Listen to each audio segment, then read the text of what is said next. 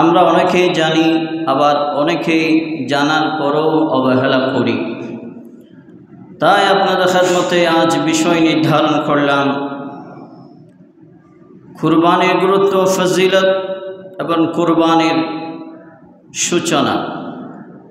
কুরবানির সূচনা করতে হয়েছে। কুরবানি আমরা যে পালন করছি, কেন পালন করছি? আবার অনেকেই পালন করে না, আছে না নাই? তা কুরবান সম্পর্কে, কুরবানির গুরুত্ব, ফজাইল সম্পর্কে আপনাদের খেদমতে আলোচনা করার ইচ্ছা পোষণ করেছি। কোরআন ও হাদিসের আলোকে আলোচনা করার এবং আপনাদেরকে আমাকে আমল করার আল্লাহ তৌফিক দান করুন, সবাই বলে আমিন। আল্লাহ সুবহানাহু ওয়া তাআলা পবিত্র কোরআনুল কারীম এর মধ্যে ইরশাদ করেছেন সূরা শামসের মধ্যেও, আজ খুতবার কিতাবের মধ্যে এই আয়াতে কারিমা এসেছে। আল্লাহ সুবহানাহু ওয়া তাআলা বলেন, ক্বাদ আফলাহা মান যাক্কাহা, নিশ্চয় ওই ব্যক্তি সফল হয়েছে, ওই ব্যক্তি নির্দিষ্ট স্থানে লক্ষ্যস্থলে পৌঁছেছে, তাকে পবিত্র করেছে। তাকে বলতে কাকে? এখানে মুফাসসির کرام তাকে এটার ব্যাখ্যা করেছেন নিজের আত্মাকে, নিজের রূহকে, নিজের অন্তরকে যিনি পবিত্র করেছেন তিনি লক্ষ্যস্থলে পৌঁছেছেন। বলুন সুবহানাল্লাহ। আর ওই ব্যক্তি ক্ষতিগ্রস্ত হয়েছে যে ব্যক্তি লক্ষ্যস্থলে পৌঁছতে পারেনি, অন্যায়, অবিচার এবং পাপাচার, পাপ কার্যে তার অন্তর, তার আত্মা, তার চাল চলন, তার আত্মাকে পাপ কার্যে যিনি লিপিবদ্ধ করে রেখেছেন তিনি ক্ষতিগ্রস্ত হয়েছেন। একটু বলুন নাউজুবিল্লাহ। তাহলে আল্লাহ পাক কোরআন পাকের মধ্যে স্পষ্ট জানিয়ে দিলেন সূরা শামসের মধ্যে। আমি যে আয়াতে কারিমা আপনাদের খেদমতে তেলাওয়াত করলাম সে আয়াতে কারিমাটা সূরাতুল হজ শরীফের মধ্যে এসেছে। আল্লাহ পাক হজের নাম দিয়ে একটি সূরা নামকরণ করেছেন। কি বলেন আল্লাহু আকবার। আল্লাহ চাইলে তো হজের নাম নাও দিতে পারতেন, ঠিক না বেটি? কেন দিলেন? এই জন্য দিলেন, হজ এমন একটি গুরুত্বপূর্ণ বিষয়, হজের মাধ্যমে আল্লাহ পাক বান্দাকে পবিত্র করেন, বান্দাকে মাসুম করেন, এবং হজের মাধ্যমে আল্লাহ পাক বান্দাকে জান্নাতও দেন। বলুন সুবহানাল্লাহ। গত জুমায় আলোচনা করেছিলাম, তাই ওদিকে যাচ্ছি না। সূরা হজ শরীফের 37 নম্বর আয়াত আল্লাহ পাক কুরবান সম্পর্কে আল্লাহ সুবহানাহু ওয়া তাআলা ইরশাদ করেছেন। এই কুরবান সম্পর্কে যে আল্লাহ পাক ইরশাদ করেছেন, কুরবান এটা আল্লাহ পাক প্রত্যেককে ফরজ করে দিয়েছেন, ওয়াজিব করে দিয়েছেন। আমরা হযরত ইব্রাহিম আলাইহিস সালামের সুন্নত পালন করি, এটা হাদিসে পাকের মধ্যে এসেছে। আয়াতে কারিমা সহজ সরল অনুবাদটুকু আপনাদের খেদমতে আরজ করছি। সবাই পড়ুন বিসমিল্লাহির রহমানির রহিম। লা ইয়ানালুল্লাহা লুহুমুহা ওয়ালা দিমাউহা ওয়ালাকিন ইয়ানালুহুত তাকওয়া মিনকুম। আল্লাহ সুবহানাহু ওয়া তাআলা এই আয়াতে কারিমার মধ্যে বলেন, লা ইয়ানালুল্লাহা লুহুমুহা ওয়ালা দিমাউহা। আল্লাহ সুবহানাহু ওয়া তাআলার দরবারে, ও বান্দা তোমরা শুনে গো, আমি আল্লাহর দরবারে তোমরা যে কুরবানির পশু কুরবানি করবে, সে কুরবানির লুহুমুহা ওয়ালা দিমাউহা, সে কুরবানির পশু গোশত, সে পশুর গোশত এবং সে পশু রক্ত আমি আল্লাহর দরবারে পৌঁছে না। এরপর আল্লাহ বলেন, ওয়ালাকিন ইয়ানালুহুত তাকওয়া মিনকুম।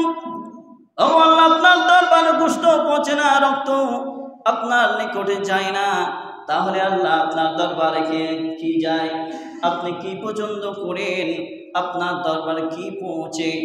আল্লাহ বলেন ওয়ালাকিন ইয়ানালুহুত তাকওয়া মিনকুম, বান্দারে তোমরা যে আমি আল্লাহর সন্তুষ্টি অর্জনের জন্য, আমি আল্লাহকে রাজি করার জন্য তোমরা যে কুরবানি করো, ওই কুরবানির মধ্যে যদি আমি আল্লাহর তাকওয়া থেকে আমি আল্লাহ তোমাদের প্রতি ওই সময় রাজি হয়ে যায় যে সময় তোমাদের ভিতর তাকওয়া আছে, আমি আল্লাহর খৌফ ভয় ভীতি আছে, আমি আল্লাহকে ভয় করে তোমরা যে কুরবানি করো, ওই তাকওয়া ওই ভয় ভীতি আমার আল্লাহর দরবারে পৌঁছে যায়। বলুন সুবহানাল্লাহ। আর আল্লাহ পাক এখানে কি বলেছেন, তাহলে স্পষ্ট দুইটি কথা বলেছেন এই আয়াত কারিমার মধ্যে। একটি কথা হলো আমরা যে কুরবানি দিই সে কুরবানির পশু গোশত রক্ত আল্লাহর দরবারে পৌঁছে না, তাহলে কি পৌঁছে, তাকওয়া পৌঁছে। যে বান্দা আল্লাহকে রাজি করার জন্য সন্তুষ্টি করার জন্য যে বান্দা কুরবানি করবে, ওই বান্দার কুরবানি আল্লাহর দরবারে পৌঁছে যায়। বলুন আল্লাহু আকবার। আর যে বান্দা মানুষকে দেখানোর জন্য লক্ষ লক্ষ টাকার পশু ক্রয় করে দেশ গ্রাম ঘুরে ঘুরে দেখায় মানুষকে দেখানোর জন্য, যে বান্দা গোশত খাওয়ার জন্য, যে বান্দা কুরবানি করবে গোশত খাওয়ার জন্য, মানুষকে দেখানোর জন্য লৌকিকতা থাকবে, আল্লাহর খৌফ ভয় ভীতি থাকবে না, ওই বান্দার কুরবানি আল্লাহর দরবারে কবুল হবে, স্পষ্ট হয়ে যায়। ঠিক না বেটি? তাহলে এই আয়াত কারিমার সহজ সরল বাত আপনাদের খেদমতে আরজ করলাম। তাহলে কুরবানি কার উপর ওয়াজিব হয়? প্রত্যেকের উপর কি কুরবানি ওয়াজিব? না, প্রত্যেকের উপর কুরবানি ওয়াজিব নয়। তাহলে কাদের উপর ওয়াজিব? কিতাবের ভাষায় যারা মুকিম, স্থায়ী বসবাসকারী এবং যারা স্বাধীন, পরাধীন নয়, যারা স্বাধীন মুকিম এবং আর্থিকভাবে সচ্ছল, কুরবানি করার সামর্থ্য যাদের আছে তাদের উপর কুরবানি ওয়াজিব। বলুন আলহামদুলিল্লাহ। আল্লাহ পাক দেখুন কত দয়াবান খুদা, প্রত্যেকের উপর কিন্তু কুরবানি জায়েজ করে দেন নাই, ওয়াজিব করে দেন নাই। যাদের সামর্থ্য থাকবে তাদের সামর্থ্য কতটুকু থাকলে আমাদের কুরবানি ওয়াজিব হবে। আমরা অনেকেই মনে করি আমার একটা গরু ক্রয় করার সামর্থ্য নাই, তাই বলে আমার উপর ওয়াজিব হয় নাই, মনে হয় এরকম অনেকেই মনে করে। আবার অনেকে ঋণ করে কুরবানি করে। ঠিক না বেটি? ঋণ করে গোশত খাওয়ার জন্য কুরবানি করা যাবে না। সুদ কারবারের সাথে লিপ্ত হয়ে আপনি বিভিন্ন সংস্থা থেকে লোন নিয়ে কুরবানি করা যাবে না, এটা শরীয়ত নিষেধ করেছেন। তাহলে কুরবানি করবেন, কুরবানি কার উপর ওয়াজিব? আমার পরিবারের ভরণ পোষণ বাদ দিয়ে, আমার চাল চলানো খরচ বাদ দিয়ে যে বাকি অর্থ থাকবে, বাকি অর্থ বলতে আমি একটা ছাগল ক্রয় করার অর্থ আমার কাছে আছে, একটা ছাগল ক্রয় করার অর্থ আমার কাছে আছে, আমার পরিবার পরিজনের ভরণ পোষণও আছে এবং আমার নিজে চলার সেই সামর্থ্য এবিলিটি আমার কাছে আছে। এরপরেও যে অর্থ বাকি অবশিষ্ট অর্থ টাকা থাকলে একটি আপনি বকরি ছাগল ক্রয় করতে সক্ষম হবেন, আপনার কোনো অসুবিধা হবে না, পরিবারের কোনো অসুবিধা হবে না, আপনার নিজে চলতেও কোনো অসুবিধা হবে না। তাহলে আপনার ওপর কুরবানি ওয়াজিব হয়েছে। একটু বলুন সুবহানাল্লাহ। আর যদি দেখা যাচ্ছে আপনি একটি বকরি ক্রয় করার জন্য গিয়েছেন, এদিকে পরিবারের সমস্যা হয়ে যাচ্ছে, ভরণ পোষণের সমস্যা, আপনি চলতে সমস্যা, ঋণ হয়ে যাচ্ছে, তাহলে ঋণ করে আপনার খরচ করে কুরবানি আপনার উপর ওয়াজিব হয় নেই। ইসলাম কত সুন্দর দেখুন, আমার নবীজির শরীয়ত কত ইহসান আমাদেরকে করেছেন উম্মতে মুহাম্মাদীদের জন্য। একটু বলুন আলহামদুলিল্লাহ। সম্মানিত হাজির کرام, আমি একটু সামনের দিকে যাই। তাহলে এই কুরবানি আমরা প্রত্যেকে পেলাম, প্রত্যেকের জানার দরকার আছে না নাই? এখানে হাদিসে পাকের মধ্যে এসেছে আমরা হযরত ইব্রাহিম আলাইহিস সালাম সুন্নত পালন করি, কিন্তু এর পূর্বেও কি কুরবানি ছিল? হ্যাঁ, অবশ্যই ছিল। কুরবানি শুরু হয়েছে হযরতে আদম আলাইহিস সালামের শরীয়তের মধ্যে, ঠিক না বেঠিক? আপনারা অনেকেই যারা উলামায়ে কেরামের জবানে শুনেছেন অবশ্যই বলতে পারবেন, কারণ এই আলোচনা প্রত্যেক জিলহজ মাসের মধ্যে হয়। নবীগণের আলোচনা করলে এটা কি হয়? সওয়াব, ইবাদত। আল্লাহর ওলিদের আলোচনা করলে ইবাদত, আর নবীগণের আলোচনা করলে গুনাহ মাফ হয়ে যায়। কি বলুন সুবহানাল্লাহ। তাহলে আদম আলাইহিস সালামের শরীয়তের যে কুরবানি আল্লাহ আদম আলাইহিস সালামের শরীয়তের মধ্যে দিয়েছেন, সেই কথা আল্লাহ কোরআন পাকের মধ্যে নোট করে দিলেন। কি বলুন আল্লাহু আকবার। কেন নোট করলেন? কত বছর আগে আদম আলাইহিস সালামের শরীয়ত চলে গেল, আজ পর্যন্ত কেন সে কোরআন পাকের মধ্যে সে কথা আল্লাহ নোট করে দিলেন? কেন করলেন? আপনি আমার জন্য কিয়ামত পর্যন্ত যারা আসবে, আল্লাহর বান্দা, রাসূলের উম্মত যতজন আসবে, প্রত্যেকের শিক্ষার জন্য আল্লাহ এই কোরআন পাক, এই হযরতে আদম আলাইহিস সালামের কুরবানির ঘটনা আল্লাহ কোরআন পাকের মধ্যে সূরা মাইদা 27 নম্বর আয়াতে আল্লাহ নোট করে দিলেন। একটু বলুন আল্লাহু আকবার। এখানে শিক্ষা রয়েছে, একটু খেয়াল করবেন। আমি তেলাওয়াত করছি, সবাই পড়ুন। বিসমিল্লাহির রহমানির রহিম। ওয়াতলু আলাইহিম নাবা বানি আদম বিল হক। আল্লাহ পাক আমার মেহবুব নবীকে হুকুম দিলেন, ও হাবিব, আপনি আপনার উম্মতদেরকে জানিয়ে দিন ওই কথা। কোন কথা? আদম আলাইহিস সালাম যে সন্তানদের কুরবানি দিয়েছিল, সত্য ঘটনা সম্পর্কে, সত্য ওয়াকিয়া কুরবানি সম্পর্কে আপনি আপনার সাহাবায়ে কেরামদেরকে এবং আপনার উম্মতদেরকে আপনি জানিয়ে দিন। এরপর আমার নবী জানাচ্ছেন, ইয কাররাবা কুরবানা ফাতুকবিলা মিন আহাদিহিমা ওয়া লাম ইউতাকাব্বাল মিনাল আখার।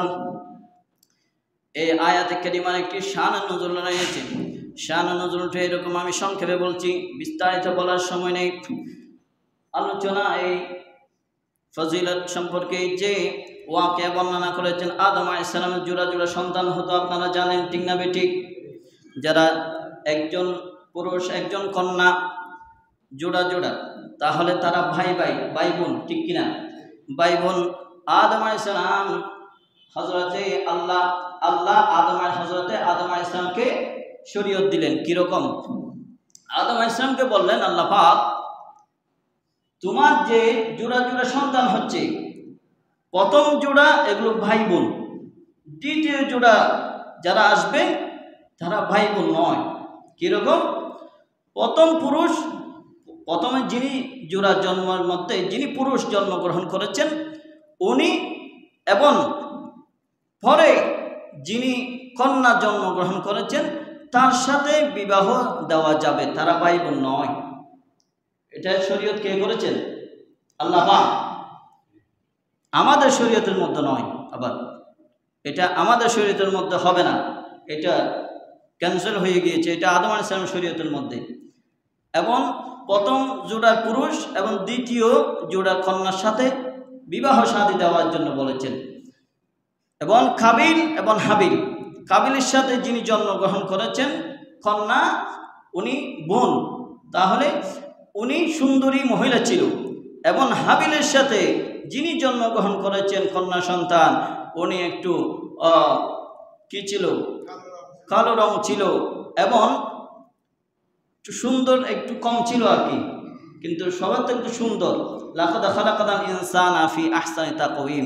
আল্লাহ পাক বলেন, মানুষকে আমি সর্বোত্তম সৌন্দর্য দিয়ে এবং সর্বোত্তম আকৃতি দিয়ে আমি বানিয়েছি, তৈরি করেছি। একটু বলুন সুবহানাল্লাহ। আল্লাহর কথা স্মরণ করলে তাহলে আমি ওনাকে কালো বলতে পারবো না, অসুন্দর বলতে পারবো না, ঠিক না বেঠিক? তাহলে আল্লাহর আইনের বিরুদ্ধে গেলেন কে? কাবিল, ঠিক কিনা? কাবিল, ইনি ওনার সাথে যিনি জন্মগ্রহণ করেছেন, আল্লাহ শরীয়ত করে দিলেন আদম আলাইহিস সালামকে, ইনি ভাই বোন হবেন।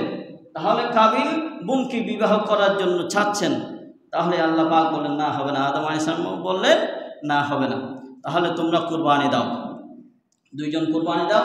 হাবিল মেষ চলাতো, বেড়া দুম্বা এগুলো চাষাবাদ করতো, লালন পালন করতো।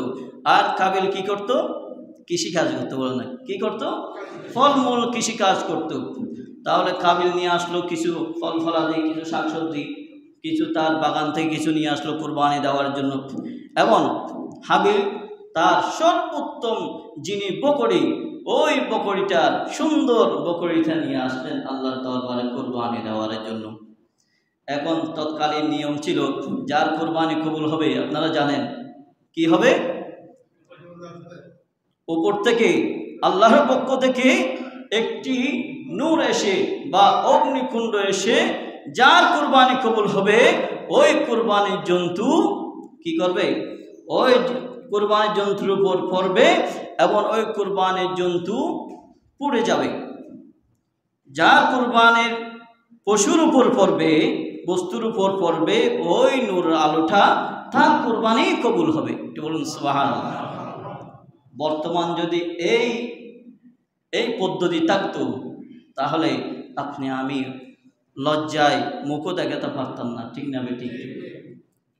আল্লাহ পাক আমার নবীজির মাধ্যমে আমাদেরকে কত ইহসান করেছেন, দয়া করেছেন। তাই সময় বিস্তার দিকে না গিয়ে এখানে আল্লাহ পাক যে হুকুম করেছেন তাদের উভয়ে কোরবানি করলো। কোরবানি করার পরে আল্লাহর পক্ষ থেকে একটি নূর ওই হাবিলের যে বকরি দুম্বার উপর পতিত হলো। আল্লাহ হাবিলের কুরবানি কবুল করলো এবং হাবিলের কুরবানি কবুল হয়নি, সে রাগান্বিত হয়ে গেল। সে বলল, ক্বালা লা আকাতুলান্নাক, আমি তোমাকে হত্যা করব। জোরে বলুন নাউজুবিল্লাহ। আর হাবিল বলল, ইন্নামা ইয়াতাকাব্বালুল্লাহু মিনাল মুত্তাকিন, আল্লাহ পাক ওই ব্যক্তির কুরবানি কবুল করে যে ব্যক্তির মধ্যে তাকওয়া থাকবে, আল্লাহর খৌফ ভয়ভীতি থাকবে, আল্লাহর সন্তুষ্টির জন্য যে ব্যক্তি কুরবানি দেবে তার কুরবানি আল্লাহর দরবারে কবুল হবে। হাবিল কুরবানি দিয়েছিল আল্লাহর সন্তুষ্টির জন্য, আর কাবিল কুরবানি দিয়েছিল তার বোনকে বিবাহ করার জন্য, ঠিক না বেঠিক? আল্লাহ পাক অন্তরের খবর জানেন কিনা? অন্তরের খবর আল্লাহ পাক জানেন। হাবিলের অন্তরের কথা আল্লাহ জানেন না? না জানেন? আল্লাহ জানেন বিদায় হাবিলের কুরবানি আল্লাহ কবুল করেছেন, কাবিলের কুরবানি আল্লাহ কবুল করে নাই। তাহলে এখানে মাসালা সাবেত হয়, যার অন্তরের মধ্যে আল্লাহর তাকওয়া থাকবে, আল্লাহর খৌফ ভয়ভীতি থাকবে, আল্লাহর জন্য যে ব্যক্তি কুরবানি করবে তার কুরবানি আল্লাহ কবুল করবে। আর পক্ষান্তরে যিনি মানুষকে দেখানোর জন্য কুরবানি করবে, যিনি ঋণগ্রস্ত, সুদ নিয়ে ওই বিভিন্ন সংস্থা থেকে টাকা পয়সা নিয়ে গোশত খাওয়ার জন্য, পরিবারকে গোশত খাওয়ানোর জন্য যিনি কুরবানি করবে, আল্লাহর খৌফ ভয়ভীতি থাকবে না, ওই ব্যক্তির কুরবানি আল্লাহর দরবারে কবুল হবে না। স্পষ্ট হয়েছে কিনা? এই আয়াতে কারিমা থেকে আমরা স্পষ্ট পেলাম, এর পূর্বের আয়াতে কারিমা থেকেও আমরা পেলাম, ঠিক না বেঠিক? এরপরে লাইন বাসাত্তা ইলাইয়া ইয়াদাকা লিয়াকতুলান্নাক, এরপরে হাবিল বলল, তুমি যদি আমার দিকে হাত প্রসারিত করো আমাকে মারার জন্য, আমাকে হত্যা করার জন্য, কিন্তু আমি তোমার দিকে আমার হাত বাড়াবো না। এখানে আরেকটা শিক্ষা দেখুন, আমাদেরকে কেউ গালমন্দ করলে আমরা তাকে দৌড়ে গিয়ে কি করতে যাই? মারতে যাই। সেও আমাদেরকে লাঠি সুটা নিয়ে মারতে আসে, ঠিক না বেঠিক? দুই পক্ষে সংঘর্ষ হয়ে যায়, যাই না? না যায়? কিন্তু এখানে কি শিক্ষা দিলেন আমাদেরকে? পৃথিবীর সূচনা থেকে, শুরু লগ্ন থেকে আমাদেরকে শিক্ষা দিয়ে দিলেন হাবিলের মাধ্যমে আল্লাহ পাক আমাদেরকে শিক্ষা দিলেন, তোমাদেরকে যদি কেউ মারতে যদি হাত প্রসারিত করে তাহলে তোমরা ওকে মারতে হাত প্রসারিত করবে না। এটাই শিক্ষা দেওয়ার জন্য আমাদেরকে এই কোরআন পাকের আয়াত কিয়ামত পর্যন্ত আল্লাহর বান্দা যারা আসবে প্রত্যেকের জন্য আল্লাহ এইটা নোট করে দিলেন কোরআন পাকের মধ্যে। এরপরে ইন্নী আখাফুল্লাহ রাব্বাল আলামিন, কারণ কেন? কারণ বলতেছে হাবিল কি বলতেছে? কারণ আমি তোমার দিকে হাত বাড়াবো না। কেন? এটা কি জানো তুমি? আমি তোমার দিকে হাত বাড়াবো না, এই জন্য ইন্নী আখাফুল্লাহ রাব্বাল আলামিন, যিনি বিশ্ব প্রতিপালক সৃষ্টিকর্তা, ওনাকে আমি ভয় করি, আল্লাহকে আমি ভয় করি, সেজন্য আমি তোমার দিকে হাত প্রসারিত করব না। এটা হচ্ছে অন্যায় কাজ, এটা ঘৃণিত কাজ। কিয়ামত পর্যন্ত প্রত্যেক আল্লাহর বান্দা এই কাবিলকে ঘৃণা করছে না? যারা হত্যাকাণ্ডের মধ্যে লিপ্ত, যারা হত্যা করছে, প্রত্যেকের একটা গুনার অংশ কার উপর পতিত হচ্ছে? কাবিলের উপর। আর যদি সে ভালো কাজ করত তাহলে ভালো কাজের সওয়াব পৌঁছত। আর হাবিলের উপর প্রত্যেক নেককার বান্দাদের যত ইবাদত বন্দি করছে, যারা এই আয়াতে কারিমা অনুযায়ী যারা চলছে, যারা আমল করছে, আল্লাহর খৌফ ভয়ভীতি তাদের অন্তরে আছে, আল্লাহর খৌফ ভয়ভীতি তাকওয়া যাদের অন্তরে আছে, তাকওয়া নিয়ে যারা ইবাদত বন্দি করছে, তারা যে সওয়াব পাচ্ছে তার একটা সওয়াবের অংশ ওই হাবিলের উপর আল্লাহ পাক দান করছেন। ঠিক না বেটি? এখান থেকে মাসালা সাবেত হয়। এরপরও এটা বিস্তারিত ওয়াকিয়া বর্ণনা করেছেন। জুমার সময় সংক্ষিপ্ত, আমি আর সামনে দিকে যাচ্ছি না। এখান থেকে আল্লাহ পাক আমাদেরকে তাকওয়ার শিক্ষা দিয়েছেন। প্রথম যে আয়াতে কারিমা বলেছি এটার মধ্যে তাকওয়ার শিক্ষা দিয়েছেন, এবং হাবিলের কুরবানি কবুল হয়েছে তাকওয়া থাকার কারণে। আর হযরতে ইব্রাহিম আলাইহিস সালামের কুরবানি কবুল করলেন কিসের মাধ্যমে? তাকওয়ার মাধ্যমে। না হলে তো ছেলে জব হয়ে যেত। ঠিক না বেটি? ছেলে জব হয়ে যেত যদি তাকওয়া না থাকতো। নবীদের স্বপ্ন এটা ওয়াহি, স্পষ্টভাবে আল্লাহ কালাম দিয়ে জানিয়ে দেন নাই, কিন্তু কি দেখিয়েছেন? স্বপ্ন দেখিয়েছেন। আপনারা জানেন এটা সূরা সফের মধ্যে 100 আয়াত থেকে 108 নম্বর আয়াত পর্যন্ত ধারাবাহিক আল্লাহ বর্ণনা করেছেন শিক্ষার জন্য। যাই হোক, এটা সামনে ইনশাআল্লাহ আজিজ সময় পেলে বর্ণনা করব। তাহলে প্রথমে শিক্ষা দিয়েছেন আমাদেরকে তাকওয়ার। আল্লাহ পাক সূরা হজ কুরবানির কথা যখনই বর্ণনা করেছেন তখনই আমাদেরকে তাকওয়ার শিক্ষা দিয়েছেন। আমরা যে কুরবানি করছি এই কুরবানি সম্পর্কে প্রশ্ন করেছেন সাহাবায়ে কেরাম। কে প্রশ্ন করেছিলেন? সাহাবায়ে কেরাম। সাহাবায়ে কেরাম প্রশ্ন করেন, মা হাদাল আদাহি ইয়া রাসূলুল্লাহ ইয়া হাবিবাল্লাহ, এই কুরবানি কি? কুরবানি করলে কি ফায়দা রয়েছে, কি ফজিলত রয়েছে, আমাদের কি ফজিলত আমাদের রয়েছে? আমার নবী বললেন, সুন্নাত আবিকুম ইব্রাহিম আলাইহিস সালাম, তোমরা যে কুরবানি করো এই কুরবানি হলো হযরতে ইব্রাহিম আলাইহিস সালামের সুন্নাত। এরপরে সাহাবায়ে কেরাম আবার আরজ করলেন, ইয়া রাসূলুল্লাহ ইয়া হাবিবাল্লাহ, ক্বালু ফামা লানা ফিহা ইয়া রাসূলুল্লাহ, ওগো আল্লাহর হাবিব, আমরা যে কুরবানি করব ইব্রাহিম আলাইহিস সালাম সুন্নাত পালন করব, আমরা ইব্রাহিম আলাইহিস সালামের সুন্নাত পালন করলে আমাদের কি ফায়দা রয়েছে?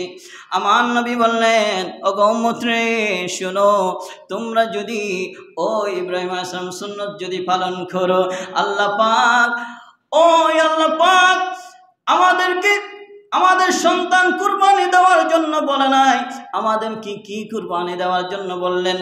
বকরি, ছাগল, ভেড়া, দুম্বা, গরু, মহিষ, উট, এগুলা যদি যে কোনো একটার অংশ যদি তুমি কুরবানি করো, আল্লাহ পাক আমার নবীর উপর হুকুম করেছেন, যে ব্যক্তি কুরবানি করবে, কুরবানির পশুর মধ্যে যতটি পশম থাকবে প্রত্যেকটি পশমের এক একটি করে সওয়াব আল্লাহ পাক তার আমল নামায় দান করবে।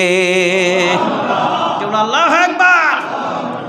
এরপরে আমার নবীর দরবারে আমার আরজ করলেন, ক্বালা বিকুল্লি শাআরাতিন হাসানা ইয়া রাসূলুল্লাহ ইয়া হাবিবাল্লাহ, দুম্বার মধ্যে এমন পশম রয়েছে যে অগণিত হাজার হাজার লক্ষ লক্ষ পশম। ঠিক না বেঠিক? গণনা করে শেষ করা যাবে না। আমার নবীজির দরবারে প্রশ্ন করলেন সাহাবায়ে কেরাম, ইয়া রাসূলুল্লাহ, বেড়ার মধ্যে তো দুম্বার মধ্যে অনেকগুলো পশম, হাজার হাজার লক্ষ লক্ষ কোটি কোটি পশম, আল্লাহ কি এই পশমের বিনিময়ে কোটিটা সওয়াব দিবে? আমার নবীজি বললেন নাম কাল ইয়া ও আমার সাহাবী শোনো, আল্লাহ পাক প্রত্যেকটি পশমের বিনিময়ে এক একটি করে সওয়াব দিবে বলেছেন। এবং সে সওয়াবটি কীরকম হবে জানো? ক্বালা বিকুল্লি শাআরাতিন হাসানা, উত্তম সওয়াব তোমার আমল নামায় দান করবে। বলুন সুবহানাল্লাহ। তাহলে কুরবানি করার ফজাইল সম্পর্কে আমার নবীজির দরবারে সাহাবায়ে কেরামরা আরজ করলেন, নবীজি সাহাবায়ে কেরামদেরকে নিয়ে আলোচনা করেন। এটা ইবনে মাজাহ শরীফের মধ্যে এ হাদিস পাক রয়েছে, 21023 নম্বর হাদিস। এরপরে নবীজির দরবারে আরও হাদিস বর্ণনা করেছেন যে যারা সামর্থ্য থাকা সত্ত্বেও যারা কি করবে না, কুরবানি করবে না, তাহলে তাদেরকে এমনভাবে বলেছেন আমার নবীজি, এমনভাবে বলেছেন তাদেরকে, যে ব্যক্তি কুরবানি করার সামর্থ্য ছাড়া, যে ব্যক্তি সামর্থ্য আছে এরপরও যে ব্যক্তি কুরবানি করবে না, তারা যেন ঈদগাহের মুসল্লার দিকে না আসে, ঈদগাহের দিকে না আসে। তাহলে কি বোঝা যায়? ঈদগাহের দিকে কে আসে? ঈদগাহের দিকে কে আসে? আসে কে? যারা আল্লাহকে ভয় করে, যাদের তাকওয়া আছে, ঈদগাহের দিকে আসে, মসজিদের দিকে আসে। কারা? যারা আল্লাহর ইবাদত বন্দেগী করবে, ঠিক না বেঠিক? যারা আল্লাহকে সন্তুষ্টি করার জন্য নামাজ দোয়া পড়বে, জিকির করবে এবং অন্যান্য ভালো কাজগুলো করবে, দান সখাত করবে, তারাই তো মসজিদে আসবে, ঈদগাহের দিকে আসবে, ঠিক না বেঠিক? আমার নবীজি বললেন তারা ঈদগাহের দিকে যেন না আসে যারা কুরবানি করবে না। আন আবি হুরায়রা, হযরত আবু হুরায়রা রাদিয়াল্লাহু তাআলা আনহু থেকে এই হাদিস পাক রওয়ায়াত, আন্না রাসূলুল্লাহ, সবাই বলুন সাল্লাল্লাহু আলাইহি ওয়াসাল্লাম, ক্বালা মান কানা লাহু সাআতাউ ওয়া লাম ইউদাহি ফালা ইয়াকরাবান্না মুসাল্লানা, রাওয়াহু ইবনে মাজাহ শরীফের মধ্যে এই হাদিস পাক এসেছে। তাহলে আমাদেরকে কি করণীয়? ঈদগাহের দিকে আমাদের আসতে হবে। আমাদের সামর্থ্য থাকলে আমরা কুরবানি করব। আমি শুরুতেই বললাম কুরবানি কার উপর ওয়াজিব হবে, এটা বলে দিলাম। এবং যাদের সামর্থ্য নেই তারা মন খারাপ করবেন না। কেন? আমার নবীজি তাদের জন্য কুরবানি করেছেন। বলুন সুবহানাল্লাহ। নবীজি কেমন নবী দেখুন। ওয়ান্নাহু আলাইহিস সালাতু ওয়াস সালাম দাহা বিকারশিন ফাকালা হাদা আম্মান লাম ইউদাহি মিন উম্মতি। আমার নবীজি 2টি দুব্বা কুরবানি করেছেন। সাহাবায়ে কেরাম জিজ্ঞাসা করলেন, ইয়া রাসূলুল্লাহ, আপনি 2টি কেন কুরবানি করলেন? একটি করলে হতো না? আমার নবীজি উত্তর দিলেন, ও আমার সাহাবী শোনো, একটি হলো আমার জন্য, আমার পরিবার পরিজনের জন্য, আরেকটি হচ্ছে আমার ওই সমস্ত গরিব উম্মতদের জন্য যাদের সামর্থ্য নাই কিন্তু কুরবানি করার ইচ্ছা আছে কিন্তু করতে পারছে না, তাদের জন্য আমি নবী তাদের ওই গরিব উম্মতদের জন্য আমি কুরবানি করলাম। একটু বলুন সুবহানাল্লাহ। আর যাদের সামর্থ্য নাই মন খারাপ করবেন না। আগামী বছর আপনি সামর্থ্যবান হলে ইনশাআল্লাহ আজিজ কুরবানি করবেন।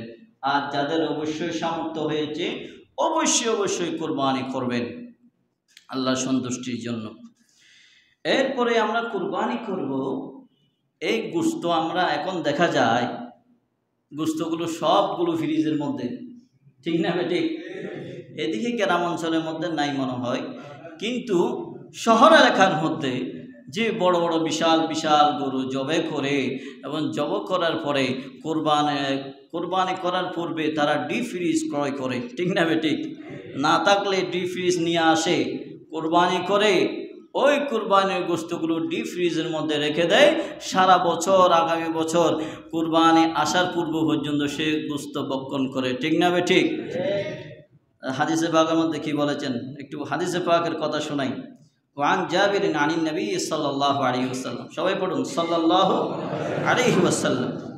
أنه نهى عن أكل لحوم الضحايا بعد ثلاث ثم قال بعد كلوا وتزودوا وادخروا এখানে হাদিসে পাকের মধ্যে হযরত জাবের রাদিয়াল্লাহু তাআলা আনহা হযরত জাবের রাদিয়াল্লাহু তাআলা আনহু উনি রওয়ায়াত করলেন নবীজি থেকে। নবীজি বললেন তোমরা কুরবানি করবে, সে কুরবানির গোশত 3 দিনের বেশি খাবে না, ভক্ষণ করবে না। এরপর আবার কি বললেন? এরপর আবার বললেন সুম্মা ক্বালা বাদু কুলু ওয়া তাযাওয়াদু ওয়াদাখিরু, তোমরা খাবে, গ্রহণ করবে, ফ্রিজের মধ্যেও রাখতে পারবে, জমা করেও রাখতে পারবে। তাহলে কি বোঝা যায়? 3 দিন পর্যন্ত রাখতে পারবেন, 3 দিনের বাইরে রাখা যাবে না। এখন অনেক মুফতি আজম ওনারা ফতোয়া দিয়েছেন যে কুরবানির গোশত রাখা যাবে ফ্রিজের মধ্যে, 3 দিনের বেশিও রাখা যাবে। অনেকের মতের মধ্যে পার্থক্য রয়েছে বাবারা, অনেক মুফতি কেরাম ওনারা ফতোয়া দিচ্ছেন। তাহলে আমরা কোনটা আমল করব, কোনটা আমল করবেন আপনি নির্ধারণ করবেন। আপনার কাছে যেটা ভালো লাগে সেটা আপনি আমল করবেন। 3 দিনের এটাও আমল করতে পারবেন, হাদিসে পাকের কথা।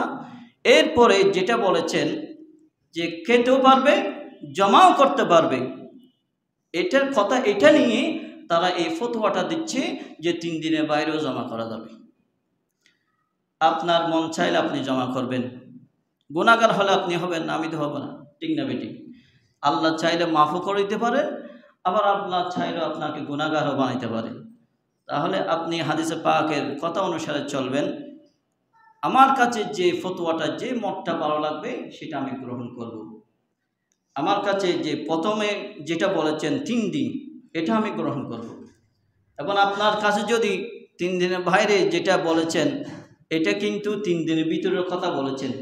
অনেকে এই কথাটা নিয়ে 3 দিনের বাইরে নিয়ে যায়, ওইটা যদি আপনার ভালো লাগে আপনি গ্রহণ করবেন। তাহলে আমরা গ্রহণ করব সালাসা বাদা সালাসিন, 3 দিনের ভিতরে আমরা গোশত খাবো এবং আত্মীয় স্বজনদেরকে বন্টন করব। এবং বন্টন করবেন কয় পদ্ধতিতে? 3 পদ্ধতিতে বন্টন করবেন। 1 ভাগ নিজের জন্য, 1 ভাগ আত্মীয় স্বজনদের জন্য, 1 ভাগ গরিব মিসকিনদের জন্য। বলেন না, গরিব মিসকিনদের জন্য। এখন দেখা যাচ্ছে আপনি কোরবানি করেছেন একটি ছাগল, বকরি, আপনার পরিবারের মধ্যে সদস্য আছে 10 জন 15 জন। তাহলে আপনি যদি 3 ভাগ করেন তাহলে পরিবারের জন্য তো হচ্ছে না। ওই সময় আপনি 1 ভাগ গরিব মিসকিনদের দিতে পারবেন। আর যদি দেখা যায় 1 ভাগও দিলে পরিবারের জন্য হবে না, তাহলে পুরোটা আপনি খেতে পারবেন আপনার পরিবারের পরিজনের জন্য। আর যদি দেখা যায় আপনার পরিবারের সদস্য আছে 10 জন 20 জন, ঠিক আছে, কিন্তু আপনি বিশাল একটা বকরি বা বিশাল একটা গরু, মহিষ, ওট আপনি কি করলেন? কুরবানি করলেন। ওই সময় সব গোশত কিন্তু আপনি রাখতে পারবেন না। আত্মীয় স্বজন হক আছে, গরিব মিসকিনদের হক আছে, ওইটা বন্টন করতে হবে। এক ভাই প্রশ্ন করেছেন এই গরু ছাগলের এই নাড়ি বুড়ি এগুলো খাওয়া যাবে কিনা। এটা আপনারা তো ভালো জানেন, খাওয়া যাবে না, খাওয়া না যাবে, এটা খাওয়া হারাম। 19টি অঙ্গ খাওয়া হারাম করেছেন। কয়টি? 19টি। তোর মধ্যে একটি নাড়ি বুড়ি রয়েছে। যে ভাই প্রশ্ন করেছেন ওই ভাইকে বলবো, প্রশ্ন করেছেন ভালোর জন্য করেছেন, আলহামদুলিল্লাহ, এটা অনেক ভাইরা জানতে পারবে।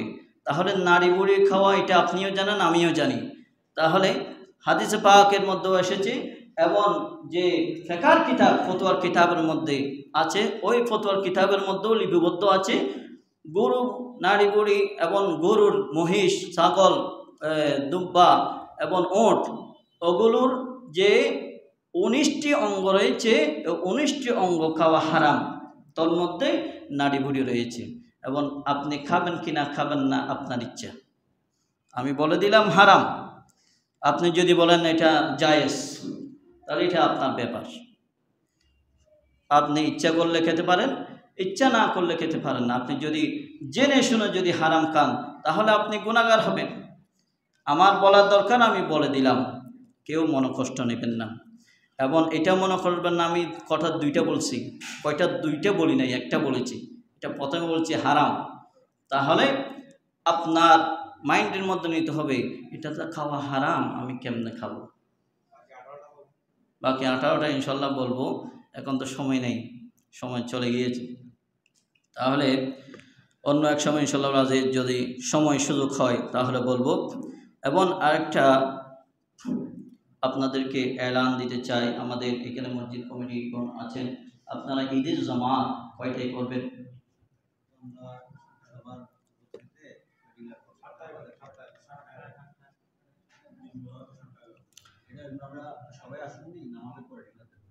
নামাজের পরে, তাহলে নামাজের পরে দিলে আপনাদের সুবিধা।